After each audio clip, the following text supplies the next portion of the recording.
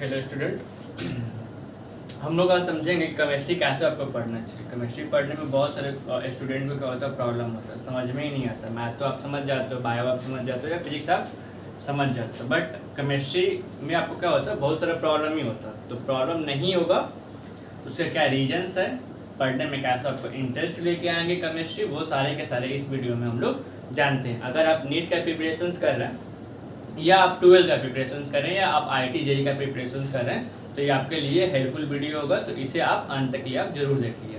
तो सबसे पहले हम लोग बात करते हैं फिजिकल केमिस्ट्री। फिजिकल केमिस्ट्री का होता है कितना बच्चों को समझ में ही नहीं आता, कैसे पढ़ेंगे नहीं पढ़ेंगे। तो उसको हम लोग पहले समझते हैं कि फिजिकल केमिस्ट्री को कैसे पढ़ें ताकि हमको अच्छे से समझ में आए।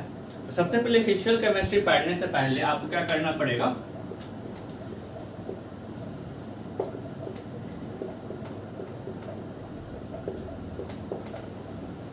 फिजिकल केमिस्ट्री पढ़ने से पहले छोटे छोटे टर्म्स आपको पढ़ना होगा ताकि आपका फिजिकल केमिस्ट्री का हो सके, अच्छा हो सके।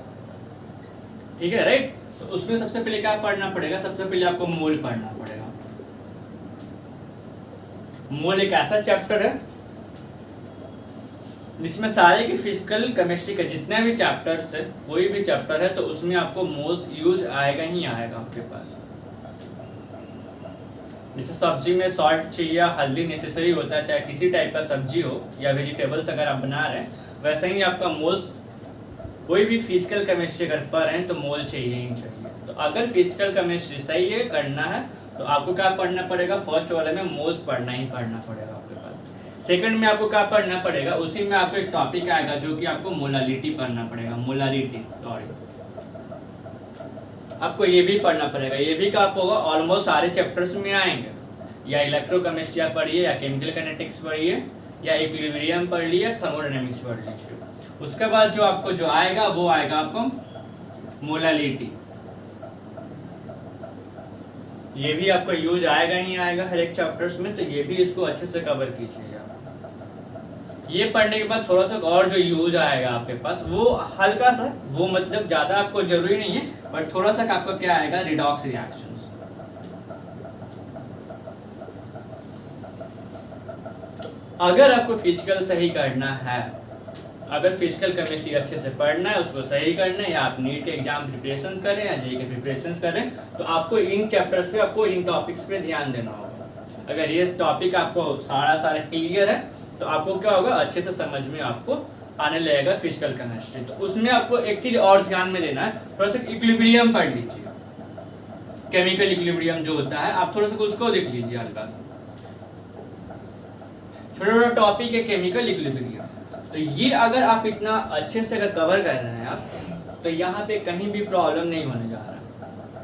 मोल पढ़ लेते हैं, मोलालिटी पढ़ लेते हैं, मोलालिटी पढ़ लेते हैं, रिडॉक्स रिएक्शन पढ़ लेते हैं, और यहाँ पे क्या पढ़ लेते हैं, केमिकल इक्विलिब्रियम पढ़ लेते हैं, और एक इधर लास्ट क्या पढ़ लेते हैं अपना, मोल फ्रैक्शन।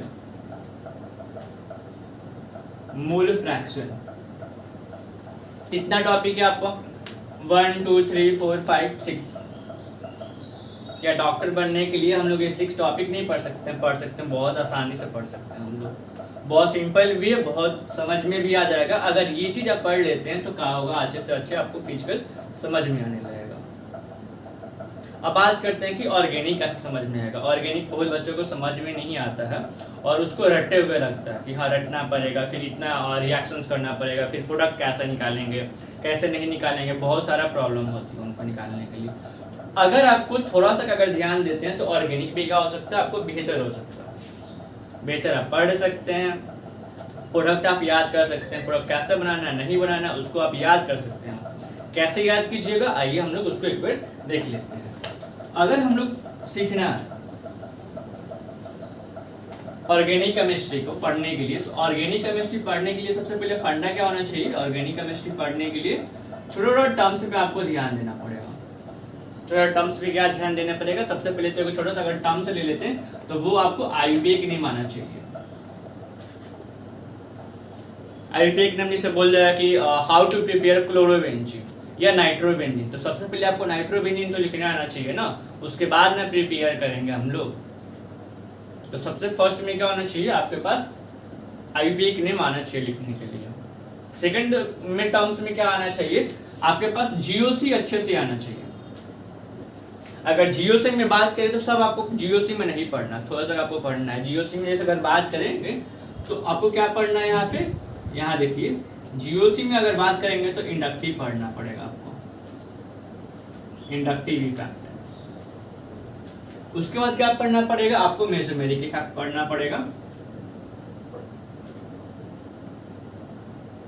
Mesomeric effect. उसके बाद अगर हम बात करेंगे तो आपको हाइपर कंजुगेशन पढ़नी पड़ेगा, हाइपर कंजुगेशन।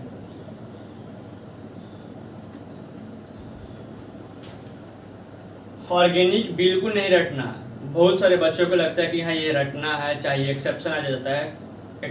कहीं भी कुछ भी एक्सेप्शन नहीं होता केमिस्ट्री में, इतना आप जाने के लिए। एक्सेप्शन वहाँ हम लोग बोल के निकल जाते हैं जहाँ समझाने में हमको प्रॉब्लम्स होती है या बच्चों को समझने में प्रॉब्लम होती है, वहाँ हम लोग क्या बोल देते हैं कि एक्सेप्शन है, बट एक्सेप्शन कुछ होता नहीं है साइंस में। फिलहाल देखिए क्या क्या पढ़ना है आपको, जीओसी ऑर्गेनिक केमिस्ट्री के लिए, inductive effect, mesomeric effect, hyper conjugation. और थोड़ा सा और पढ़ना है आपको पास, सही करना है तो हल्का सा क्या सही कर सकते हैं हम लोग, एसिडिक स्ट्रेंथ। अगर एसिडिक स्ट्रेंथ सही हो जाएगा तो बेसिक स्ट्रेंथ सही हो जाएगा आपके पास, अगर वो अगर सही है मेरे पास। अच्छा और क्या पढ़ना है आपके पास यहाँ पे, और आपको थोड़ा सा इलेक्ट्रोफाइल पढ़ लीजिए और न्यूक्लियोफाइल पढ़ लीजिए।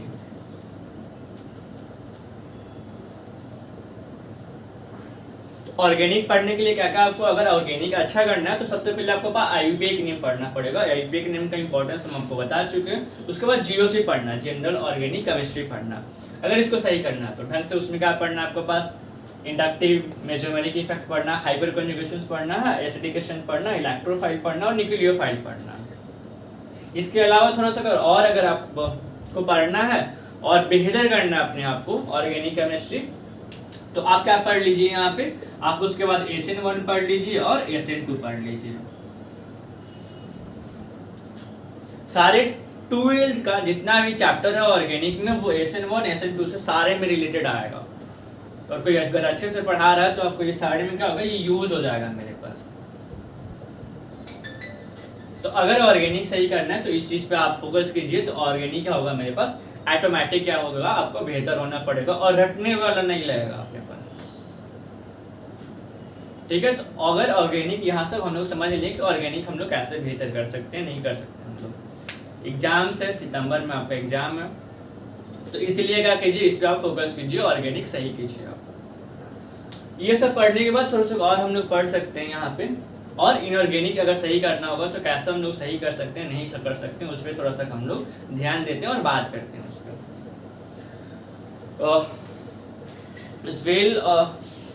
यहाँ पे कि हम लोग ऑर्गेनिक देख लिए और फिजिकल देख लिए। अब बात करते हैं कि इनऑर्गेनिक हम लोग कैसे अपना ऐसे कर सकते हैं। तो ऑर्गेनिक पढ़ने के लिए, इनऑर्गेनिक पढ़ने के लिए सबसे पहले आपको क्या पढ़ना पड़ेगा, इनऑर्गेनिक अच्छा करने के लिए, इनऑर्गेनिक केमिस्ट्री अच्छा करने के लिए आपके पास पहले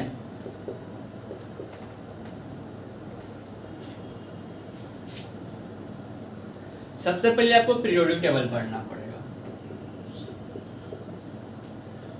पीरियोडिक टेबल में आपको सारी चीज नहीं पढ़ना, अब जो होता है थोड़ा सा आप पीरियोडिक टेबल में देख लीजिए। जैसे कि हम बात करते हैं पीरियोडिक टेबल में, तो पीरियोडिक टेबल में आप ये साइज ऑफ एटम देख लीजिए, जो सारे में कॉमन होगा, साइज ऑफ एटम देख लीजिए, जिसको आयनिक रेडियाई बोलते हैं। उसके बाद आप आयोनाइजेशन एनर्जी देख लीजिए, इसके बाद इलेक्ट्रॉन गेन एंथैल्पी देख लीजिए, इलेक्ट्रॉन गेन एंथैल्पी देख लीजिए, यानी ये देख लीजिए। उसके बाद अगर देखना है इसको तो थोड़ा सा और हम देख सकते हैं, अगर इतना अगर atomic radii, ionisation energy, electron enthalpy, boiling point देख सकते हैं हम लोग, मेल्टिंग पॉइंट देख सकते हैं हम लोग, मेटालिक कैरेक्टर हम लोग देख सकते हैं, नॉन मेटालिक कैरेक्टर हम लोग देख सकते हैं। तो अगर ये इस पे अगर हम लोग क्या कर रहे हैं, फोकस कर रहे हैं, तो इनऑर्गेनिक में क्या होगा, हमको बेहतर हो सकता है।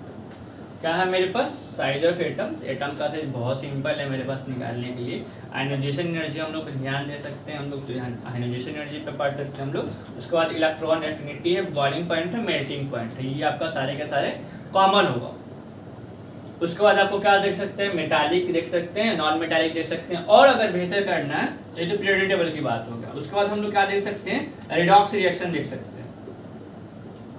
अगर रिडॉक्स रिएक्शन अगर आपको आता होगा तो रिएक्शंस करने में आपको बहुत सारा हेल्प आएगा मेरे पास।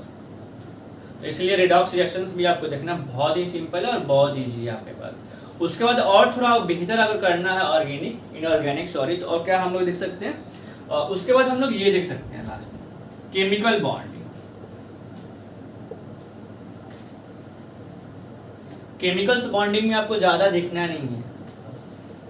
केमिकल बॉन्डिंग अगर ज्यादा अगर बेहतर करना है आपके पास तो अब बस आप ये पढ़ लीजिए। आप केमिकल्स बॉन्डिंग अगर हमको ज्यादा दिख रहा है तो बस हाइब्रिडाइजेशन आप पढ़ लीजिए।